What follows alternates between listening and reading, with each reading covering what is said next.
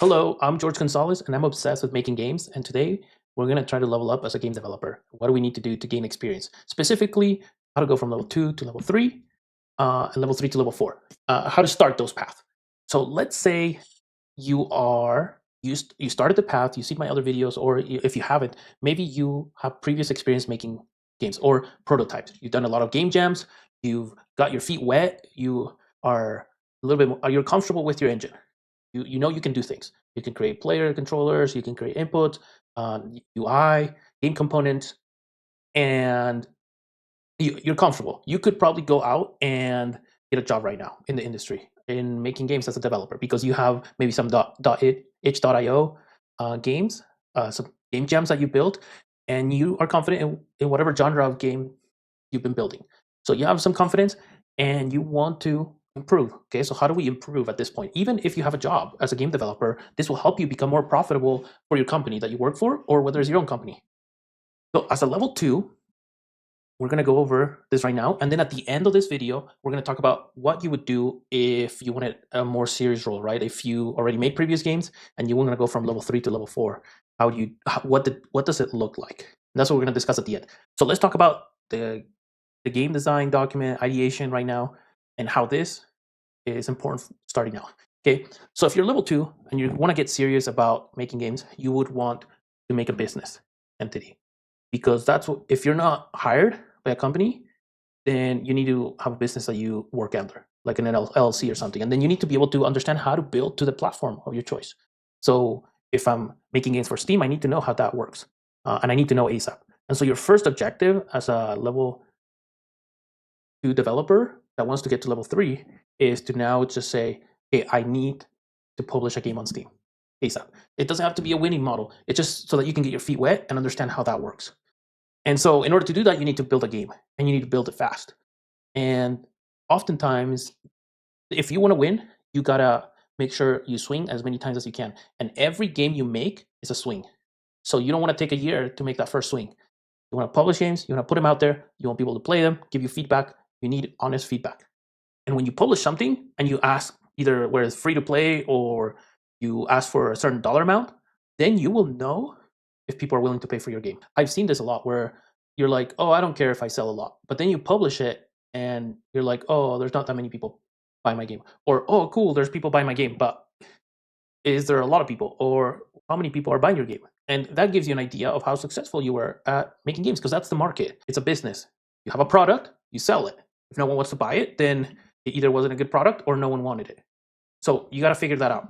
But first, in order to get there, you have to be able to learn how to build games and how to publish them to the store. So that's the first step. So once you publish your game on the store where you're going to start selling, you've leveled up to level 3. Okay, so let's go about it. So I'm a level 2. Let's say I'm a level 2. I want to make games, and I'm going to make this Magic Hunter game, a VR game. And so I'm like, okay, I have all this idea. And the idea is usually easy because you have a lot of ideas in your head. Okay, so let me walk you through what I would do as I start out. See, it says live out a wizard fantasy. I want people to feel like a wizard in VR. Because I feel like it can be very immersive. And probably the best or the most popular game out there with wizards is the Blades and Sorcery. But Blades and Sorceries is not just wizards. And so I want to make a game that's focused on being a wizard and using magic. Um, Becoming Doctor Strange. And so I'm going to use gestures so that you can feel like Doctor Strange, where he uses his hands. And no wand, no incantations or anything like Harry Potter. So what I want to do is simplify the process as much as possible. Uh, and I've seen other games that are more hardcore. Oftentimes, the wizard games are either you're standing still and you're drawing gestures but you can't move. And so this is a free roaming multiplayer game where you can use gestures to fight enemies and become a better wizard. Okay, so I have an idea. You probably have the idea of the game. Um, and then, so I kind of like just put down the idea on paper or somewhere. I write it down. You're going to be a magic hunter. Your goal is to get rich and get strong. You do this by finding spells and killing enemies. That's the gist of it. The main objective is find lost spells. Secondary objective, clear areas so citizens can move in and rebuild. And so that way, as you and other players start winning or clearing raids, the enemies will subside, and like there'll be more open areas. The town will rebuild. You'll have more side quests and more things to buy because the people are rebuilding. That's the idea. Um, Okay, so let's say I have, okay, what's the early access deliverable? Because this is a good way to just say, okay, let's tone it down. Or let's say this is my big game that I want to make. How can I break it down into a smaller chunk? Maybe I don't want to do multiplayer first, right? Like do a single player version of this game. You could do that. Okay, multiple spells. Let's say I say 10 to 20 spells I want. So um, figure out gesture library. Okay, we have magic spells to magic puzzles to overcome. We have 5 unique puzzles that can scale, 1 per element. So we'll have 5 different elements, 20 spells, so 4 of each element, and there'll be a puzzle per element. And so, like if you have torches, the idea is that you have a torch spell, or I mean a torch that you can light up with fire, and it does something. And so that's easy. But then maybe to like you could build more puzzles within that genre. Like you have to light up torches in the right order. You have to figure out how to light them up in the right order, or the lit torches activate certain mechanics, and then those have to be done in certain ways. So you can keep scaling the difficulty, but the idea is that you find a torch, you can light it up with fire. Okay, and the same for all elements. I have to figure out a way to use the element so that it works. Then the other thing is 5 enemy types, 5 bosses for raids. So the idea is like if I have spider enemies, I'll probably have a spider boss. That's just to make it easier, modeling wise, or that the queen spider has like underlings, and so that way both types. 2 regions, maybe one is the main region where you're gathering spells, and then at the end of the game you unlock the second region. So I need something for progression.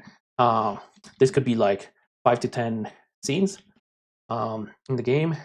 Initial thoughts on how to go about it.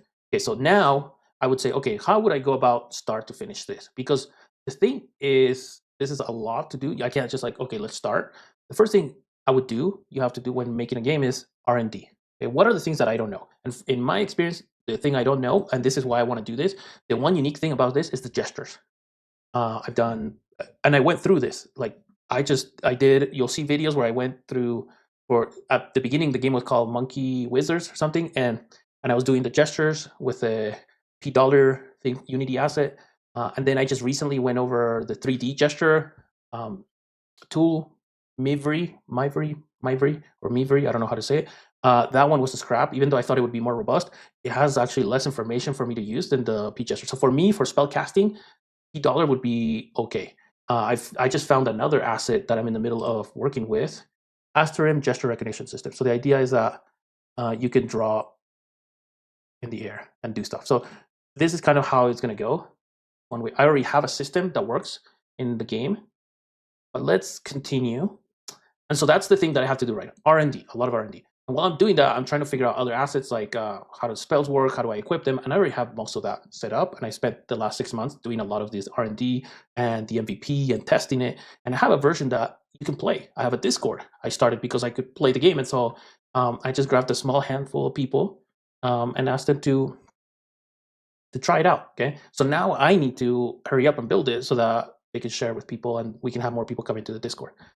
MVP, create the MVPs. This is where I would suggest if you just started as a level 2, create an MVP, like a minimal viable product. That is your strategy for winning. Okay, if you can do this, you can make a game within a few months. Okay, so if let's say I wanted to do a test with a wizard game, I could grab the Unity multiplayer template and not do anything else other than add the gestures, spawn spells, people can kill each other, and that's the game. And I put it up on SideQuest VR, and I just let people play it for free and say, hey, what do you guys think? And then create the Discord, and people will come in and say, hey, guys, you should do this, you should do that.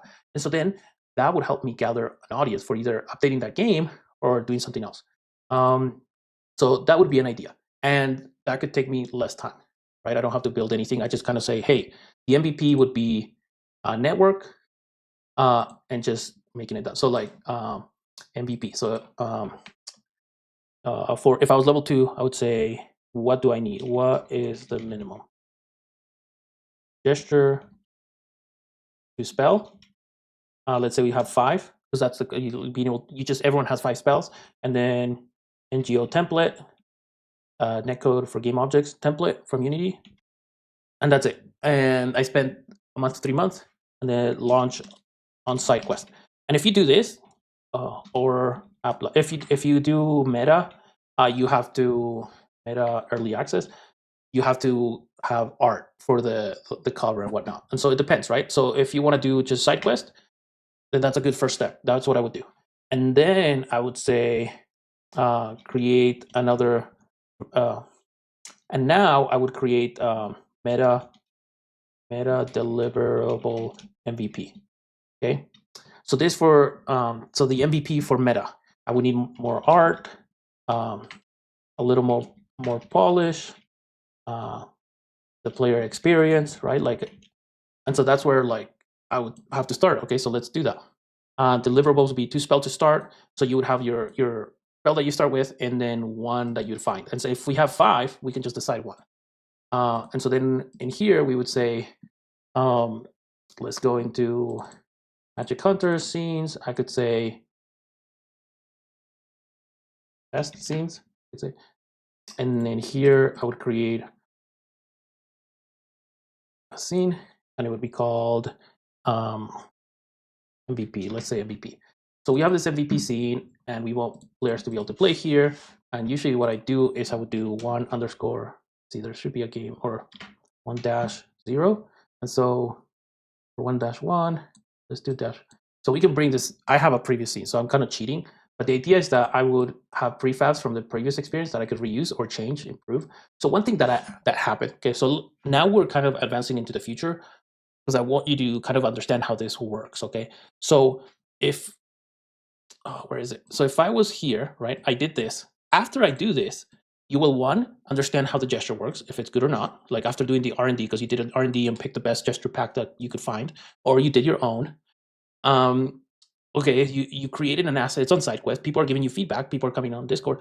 They will say, okay, this sucks, or no one downloads it. So then you say, okay, what can I do so people download it? Maybe put better art out, pay someone for art, spend a couple $100 so an artist can do something nice. Then when you're in here, you already have assets. And this happened to me. So I want to tell you, like these prefabs happen because, for example, scene transitions. Okay, how does scene transitions work? How am I going to do them in the game? And maybe in the first initial one, you don't have any scene transitions because you just have the one scene and that's good. But usually you have a loading scene and the multiplayer scene. And then players want to join with their friends. How are you going to do private codes and whatnot? The list goes on. Once you have something, it's not as easy as, but if you have NGO, you have the template, right? And so, but then you're going to be saying, well, I want to know how to transition scenes, because then, and so you have to pull apart the NGO aspect, template, the Unity multiplayer template, and pull it apart and figure out how they did the authentication, how they did these, and create your own prefab, your own scripts. And so in here, for example, I have a bunch of pivot points, which now I don't need. So I will probably just like delete this like that, and I don't update it. So this asset is going to be even more cleaner. So now you're cleaning. This one controller you don't need any. I don't need anymore, because the player, I save on the last location where the player spawns, and if there's not, I spawn them in a specific place. You're coming from, depending on where they're coming from. And so now that I have these, and I might be doing things that I shouldn't. So this shared lobby spawner, what happens is it detects where you're coming from. So I created scripts based on trial and error. I did something, and then the more I did it, I realized, well, I need to know where they're coming from. I'm going to have a lot of scenes. People are going to come in and out of the scenes.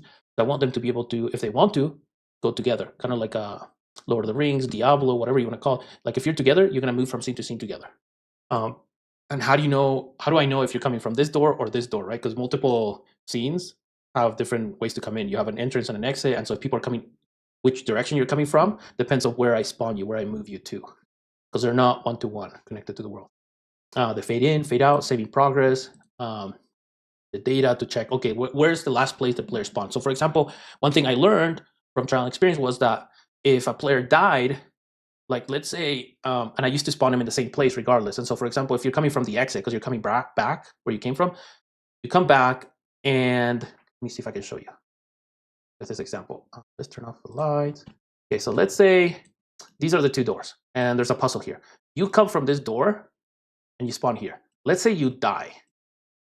It spawns you back here at the start, and so that is wrong, right? I want to make sure that if you came from this side and you die right here, you come back. So checkpoints, because this is a lot of games, even single player games, do checkpoints. How do you do checkpoints? And so I figured that out, how to do checkpoints, and I did it here in this thing where I have game progress data. and I have the player respawner. I have the progress data, so that every time I either die or respawn, I know the last place I was at, the last spawn location. And if you turn off the game and come back, it will take you to the right scene in the right location in that scene, so you can continue your game. So there's no saving and loading. You just start where you were left off. And then eventually, I haven't done this yet, but I have to figure out how to people traverse, right? Like in Pokemon Game Boy, you have where when you have the fly ability, you can use fly to go to another location. So maybe in this one, you'll have a spell that if you cast it, it takes you wherever you want. Or we just have TP teleporting things that will take you teleporting to wherever you want. Okay, but that's the gist of it. Is that you have checkpoints, we have doors, you can have multiple, 5, 10, whatever, and you have the rig. So every location has the need for these outbound respawning area. We need world objects, so we need directional light, and then we need part would be at least a plane. So we don't need any of this. Don't save. But now we need a plane, right? And say this is the ground. So now, because I built this before, and that's the idea with between level 2 and level 3, is that you want to reuse assets or understand what you're doing. So even if you're modifying, you're improving upon previous concepts. So you're becoming an expert in the genre of your choice. That's the whole point, is for you to be confident. Not only now, you're going from confident in your own skills to confident in the genre, and then successful in the genre, and then profitable in the genre. And that path leads to progress, right? And it's systematic to the point that you can repeat it as many times as you want. And it's guaranteed to work. It's just a matter of how much time do you want to spend on that, or how much time do you want to invest in your future in that genre. Okay, so every time you work, you're investing in your skills. And so, and it depends, right? If this is not like your job or whatever, it's a hobby, it's okay. Just understand that this can be something big if you want it to be, but it depends. Like the amount of level or interest you have in the genre of your choice or the game that you're making. Okay, so I have all these managers, but then I would have to make sure that, okay, where this is like in case the player falls, comes back, and then the player starts here, and we can set it at 0, 0, and then we have to figure out, okay, where's this door go? And this is like a black hole prefab. It's basically like, so if you go into a door, it has like a black, so you can't see, and then it fades out anyway. So it's just a temporary transition thing. And I'll have to figure out and test if it works out. But this has also a mechanic for say, okay, it's coming from here, the player's gonna spawn right here. And so if I don't want him to drop too much, I go right here like that, okay? Okay, so that is how I would tackle level 2, right? Level 2, you're trying to just get a game on the store, right? And so you don't even need to do this. You are trying to, what is the fastest way you can get into publishing a game that's playable, that gives you feedback? Because oftentimes it's not gonna be good, but you're gonna learn a lot. And so why wait a year to learn what you can learn in a month or 2? And so don't worry about it. It doesn't have to be like, and even if you make this game and you release a new one with a different title, but it's the same version, just better, that's fine. There's a lot of people that, like, you have so many games that have like 2, 3, 4 variants of the same game because it's an improvement on the previous title. And you can always update the old one if you want. It depends on engagement from the community, but that's how you find out. You have a Discord and people are coming in. Now, if you're level 3, you stayed this long, thank you. And if you like these videos, please like and subscribe if you want to find out more. If you need help doing these things for your genre, your game, your ideas, I have a community. I also willing to answer questions. Every Monday we do a multiplayer Monday. Every Thursday, level up. And Saturdays I live stream when I can. And then I have a community where Endgame Devs, where I help developers finish their games, because every game is different, unique. And it's no matter what, I'm trying to teach you principles, but it's still hard. And if you need help applying those principles to your specific needs and situation, I can do that. That's what Endgame Devs is there for. And so level 3. So what would be the difference? Okay, let's say I did publish on Steam. Now the next thing with level 3 is that you're trying to figure out the space, right? And so you're gonna do in here a little bit more market research, right? Okay, VR is almost blue ocean. So I would say almost, because 2, 3 years ago, VR was blue ocean. There wasn't a lot of people in the space or big company, and there still isn't any AAAs that are huge Most of the indies are the ones making the money, so it's great. But within the genre, I think in free to play and physics based movement, which is what I'm trying to get into, is starting to become more red as there's bigger players, even though they're indies, and there's still room for improvement, but there's a lot more than before.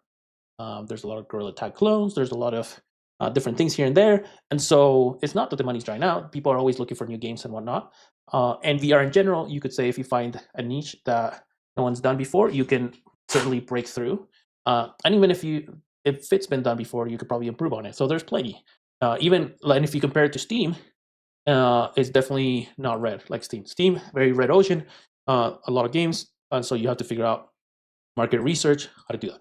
But you understand the amount of money being spent in the category, at least to a certain extent. You're starting to understand the space because you're there. That's the whole point of this: is that to publish games to the store so you understand what's going on, because you're getting either, even if it's a loss or not as successful, you understand more what's going on based on experience. It's not what people tell you. It's not what you hear others think. It's based on experience. That's the main thing. Um, and so that's the first take: is that as a level 3, you need to build experience and reputation. You're trying to get into the groups. You're trying to figure out, okay, if I'm in the VR and I'm doing Gorilla Tag clones, I need to meet the other developers that are Gorilla Tag clone developers or that are successful or more successful than me, and try to be able to talk to them. How can I be valuable to them? And different things like that. The other thing is in here, okay, we would want to spend a little bit more time with our game, right? You still want to do short iterations. And in this scenario, we would go from the meta deliverable, something smaller that we can deliver in a short period amount of time for early access. And then we do this full version, right? So this would be like a beta, the literal for beta. So we can get people like, or even alpha, I would say, right? We want to, and then we would do in here vertical slice. So the main thing you would focus is for trailer, content, etc. So you would do a vertical slice where you polish things, where these 2 spells, you polish the enemy, the fighting, the visuals. It feels all clean. You have audio, you have feedback, whether it's vibration, the controllers, audio, visuals, everything. And so you just polish this experience, and then you can do a trailer. You could have people, you can make posts based on that, have other players test it out.